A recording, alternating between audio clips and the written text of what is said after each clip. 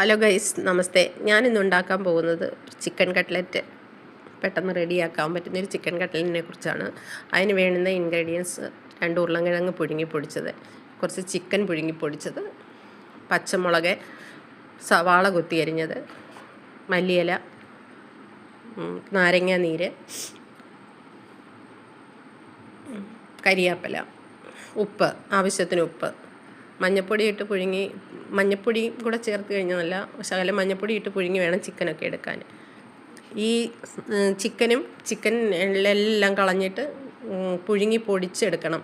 എന്നിട്ടത് നന്നായിട്ട് കുഴച്ചെടുത്ത് എല്ലാ ബാക്കി ഇൻഗ്രീഡിയൻസ് അതിനകത്ത് ചേർത്ത് നാരങ്ങ നീര് ഒഴിച്ച് കുഴച്ചെടുത്ത് ചെറിയ ചെറിയ ഉരുളകളാക്കി ചെറിയതായിട്ട് പരത്തിയിട്ട് മുട്ടയുടെ വെള്ളക്കകത്ത് മുക്കിയിട്ട് ബ്രെഡ് പൊടിക്കകത്തിട്ട് മുരിച്ചെടുക്കുക. സ്വാദിഷ്ടമായ ചിക്കൻ കട്ട്ലറ്റ് റെഡി.